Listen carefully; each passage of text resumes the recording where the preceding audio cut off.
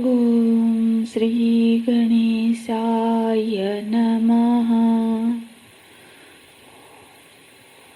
ओम श्री सरस्वतीय नमः। ओम श्री गुरुभ्यो नमः।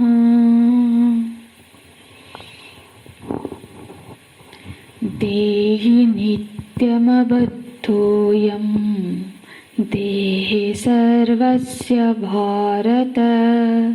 तस्मात् सर्वाणि भूतानि न त्वं शोचितुमर्हसि। स्वधर्ममपि चावेक्ष्य न विकम्पितुमर्हसि। धर्म्याधियुद्धाश्रेयोऽन्यत् क्षत्रियस्य न विद्यते। क्षत्रियस्य न विद्यते। इस 30वें श्लोक में भगवान ये पूरे विचार का उपसंहार करते हैं। प्रकरणार्थम उपसंहारं ब्रूहि। इस विचार का उपसंहार करते हुए भगवान कहते हैं, हे भारत, 30वां श्लोक देखेंगे।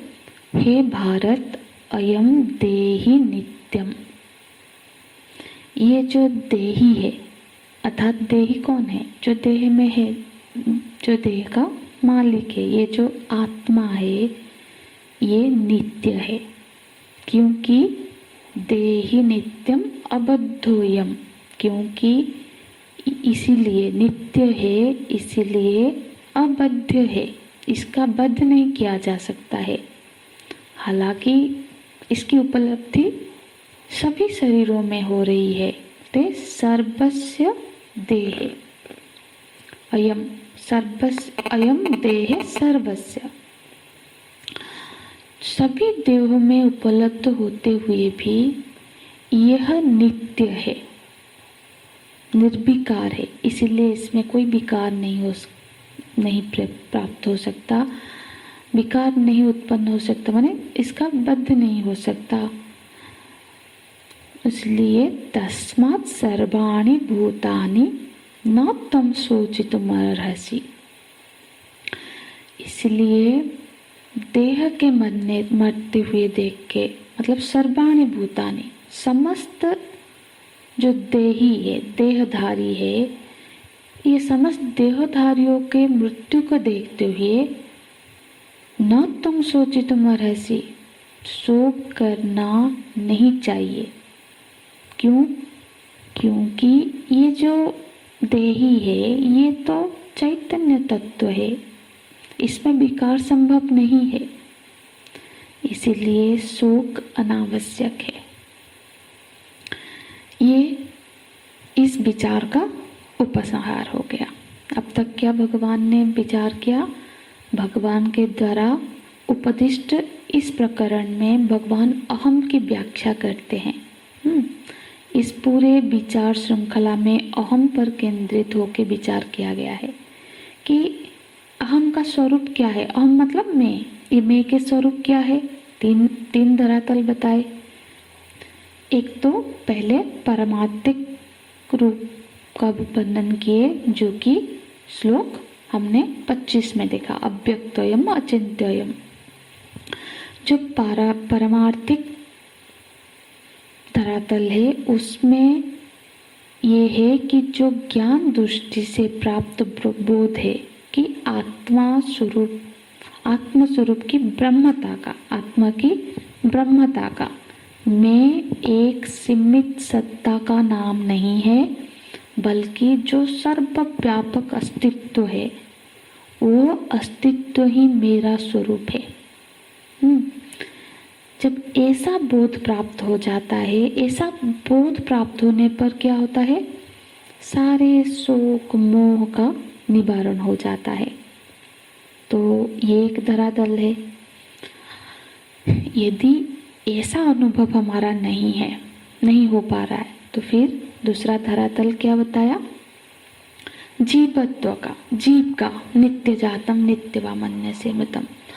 तो जीव के स्तर में यदि हमारा अनुभव है, ये भी एक उन्नत स्थिति है। हम अपने आप को जीव के धरातल पर भी नहीं समझ पाते, बोल तो देते हैं, पर ये जब हम अपना परीक्षण करेंगे, क्या सच में हम जीव के धरातल पर हमारी बुद्धि अभी स्थित है? क्या जीव मतलब जो चेतन सत्ता का ही नाम है। जीव मतलब जो चेतन है, यहाँ पर अपने आप को एक सीमित व्यक्तित्व के रूप में अनुभव कर रहा है। स्थान से स्थानांतर का अनुभव हो रहा है, लोक से लोकांतर का अनुभव हो रहा है, गमनागमन का अनुभव हो रहा है। मतलब ये शरीर छोड़ के दूसरे शरीर में प्राप्त हो गया। कर्म का कर्ता बनता है, तदनुसार कर्म के हिसाब से भोक्ता बनता है। तो ये जीव की धरातल है कि ये जो स्वर्ग, नर्क, ये जो सारे लोक है, ब्रह्मलोक, वैकुंठ, ये सब बातें, ये जो कर्म सिद्धांत है, ये सब इस जीवत्व की धरातल की बात है। कि अब यदि हमारी ऐसी भी अनुभव नहीं बन पा रही है, जीव के धरातल पर भी हमें अपने आप को नहीं देख पा रहे हैं, क्योंकि जीव तो अविनाशी है, वो चेतन है, जन्म मृत्यु से परे है। ऐसी भी यदि अनुभव नहीं है, माने देह भाव में ही अनुभव है कि मैं ये पंचभौतिक पिंड हूँ जो एक काल में पैदा हुआ है, उत्पन्न हुआ है और एक काल विशेष में नष्ट हो जाएगा। मैं किसी का पुत्र हूँ, भाई हूँ, पति हूँ, पत्नी हूँ, यदि यही मान्यता ही है, यदि आज के दिन हमारी मैं के जो पहचान है वो बिल्कुल व्यवहारिक धरातल पर है, संबंधों के आधार पर है कि मैं किसी की बेटी हूँ, बेटा हूँ, किसी का पति हूँ, पत्नी हूँ, माता हूँ, पिता हूँ, यदि ऐसी ही पहचान को हम हमारी पहचान मान के बैठे हैं, तो फिर क्या करें? तो ये जो आगे का 31वां श्लोक है, भगवान इस धरातल का उपदेश करते हैं। भगवान आगे के श्लोक में, इस जो 31वें श्लोक के अहं की व्यवहारिक व्याख्या करते हैं। व्यवहारिक धरातल पे किसी की माता, पिता, यही यदि हम मान बैठे हैं, हम किसी के पुत्र ही है, पिता ही है, मतलब अपना पूरा जीवन अपने बच्चों के भलाई के लिए, अपने उससे परे नहीं सोच पा रहे हैं, किसी की पत्नी बनकर ही रह गए हैं, किसी के पति बनकर ही सोच है, अपना परिवार का ही भला करना है, अपने भाई माता पिता का देखभाल करना है, उससे परे भी हम नहीं सोच पा रहे हैं। तो फिर हमको क्या करना चाहिए, कहाँ से शुरुआत होनी चाहिए? पहले के श्लोकों में मैं का अहम के पारमार्थिक व्याख्या हो रही थी और यहाँ पे इस श्लोक में व्यवहारिक व्याख्या है, व्यवहारिक पहचान है मैं की। तो इसका स्वरूप क्या है? व्यवहारिक धरातल पर हमारी पहचान, मतलब हमारी पहचान दो तरह से होती है व्यवहारिक धरातल पर भी। एक तो होती है जो हमें सामाजिक पहचान हमारी, मतलब एक होती है जो सामाजिक व्यवस्था के द्वारा आधार पर हमें प्राप्त हुई है, और एक पहचान होती है जो शास्त्र के आधार पर हमें प्राप्त हुई है। माने जब हम कहते हैं कि सामाजिक धरातल, माने जब हम कहेंगे कि मैं शिक्षक हूँ, प्रोफेसर हूँ, डॉक्टर हूँ, मैं सैनिक हूँ, ऑफिसर हूँ, ये जो पहचान है हमारी, ये जो पहचान है ये हमको सामाजिक व्यवस्था के आधार पर प्राप्त हुई है। ये पहचान हमें हमारी योग्यता के बल पर समाज से प्राप्त हुई है। देखो, हम हमारे जीवन के 4-5 साल के बाद से 20 साल के करीबन 18-20 साल हम ये योग्यताएं बनाने के लिए, अर्जित करने के लिए व्यतीत करते हैं। 25 साल 30 साल तक का हमारा जो जीवन है, 25 साल तक हम योग्यताएं अर्जन करते हैं। ये निर्माण काल है। उसके बाद एक नया पड़ाव आता है जीवन में। उसमें हमारा मुख्य कर्तव्य बन जाता है धन अर्जन करने का, जीविका अर्जन का। उसके लिए हम अपनी योग्यता को आधार बनाकर एक पहचान प्राप्त करते हैं, व्यापार करते हैं, जॉब यदि लगता है, जो भी एक कर्तव्य मतलब एक पहचान प्राप्त करते हैं, engineer, doctor, businessman, police officer, जो भी, तो उसके आधार पर हमारा एक कर्तव्य निर्धारित हो जाता है। यदि हम डॉक्टर है तो हमारा क्या कर्तव्य है, यदि हम पुलिस ऑफिसर है तो हमारा क्या कर्तव्य है, शिक्षक है तो हमारा क्या कर्तव्य है। तो दो बातें हो जाती है, पहचान और कर्तव्य। ये सामाजिक धरातल है।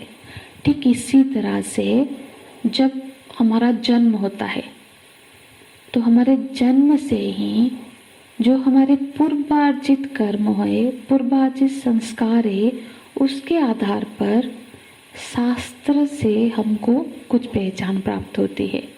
ये जो वर्ण, ब्राह्मण है, क्षत्रिय है, शूद्र है, वैश्य है, ये हमें हमारे कर्म और संस्कार के आधार पर प्राप्त होती है। ये कोई गवर्नमेंट ऑफिस हमको नहीं बोलता कि तुम ब्राह्मण हो, सर्टिफाई नहीं करता। ये शास्त्र हम के आधार पर हमको प्राप्त होते हैं। और दूसरा जो आश्रम संबंधी जो पहचान है हमारे, हम गृहस्थ है, ब्रह्मचारी है, संन्यास है, वानप्रस्थी, ये जो आश्रम है, ये जो आश्रम का ये जो पहचान है कि मैं ब्रह्मचारी हूँ, संन्यासी हूँ, ये भी हमको कोई सरकारी कोई ऑफिस से नहीं प्राप्त होती है। ये भी हमको शास्त्र के आधार पर, हमारे योग्यता के आधार पर शास्त्र से प्राप्त होती है। तो पूर्व के कर्म और संस्कार के आधार पर होता है। ये जो हम जो कहते रहते हैं ना, ये सब जो पहचान है, ये हमारे जो संस्कार और कर्म जो हमने पूर्व जन्म से अर्जित किए हैं। तो ये जो गाने हम सुनते हैं ना, खाली हाथ आए हैं, खाली हाथ जाएंगे, ये बिल्कुल सही बात नहीं है। हम खाली हाथ नहीं आए हैं और खाली हाथ जाएंगे भी नहीं। हम बहुत कुछ लेके आए हैं और बहुत कुछ लेके जाएंगे। जैसे हम हमारे साथ हमारे कर्म के फल के रूप में प्रारब्ध, हम अपना भाग्य लेके आए हैं, और हम जब जाएंगे हम अपने किए हुए कर्म को लेके जाएंगे। और इस पृष्ठभूमि के आधार पर हम ये 31वां श्लोक को समझेंगे। इसमें कहा गया स्वधर्ममपि चावेक्ष्य। स्वधर्म को समझते हैं आज। अपने जो पूर्व के जन्मों से अर्जित कर्म और संस्कार के आधार पर हमारा स्वभाव बनता है। तो ये जो हमारा स्वभाव है, ये जो हमारा पूर्वार्जित कर्म है, ये जो निर्धारित संस्कार के आधार पर जो हमारी पहचान बना, और उस पहचान के हिसाब से हमको कुछ कर्तव्य निर्धारित हुए। उस कर्तव्य को बोला जाता है स्वधर्म। ये स्वधर्म जो कि 31वां श्लोक में पहला शब्द है स्वधर्म। तो हम ये स्वधर्म को ही समझ रहे थे कि वो स्वधर्म, हम अपना स्वधर्म कैसे समझे, तो इस आधार पर हम अपने स्वधर्म को समझ सकते हैं। भगवान तो उपदेश करते हैं स्वधर्म अपि चावेक्ष्य न विकम्पितुम अर्हसि। इस श्लोक को हम कल की कक्षा में देखेंगे पूरी तरह से। हरि ओम तत्सत्। ओम पूर्णमदः पूर्णमिदं पूर्णात् पूर्णमुदच्यते पूर्णस्य पूर्णमादाय पूर्णमेवावशिष्यते। ओम शांति शांति शांतिः। हरि ओम श्री गुरुभ्यो नमः। हरि ओम।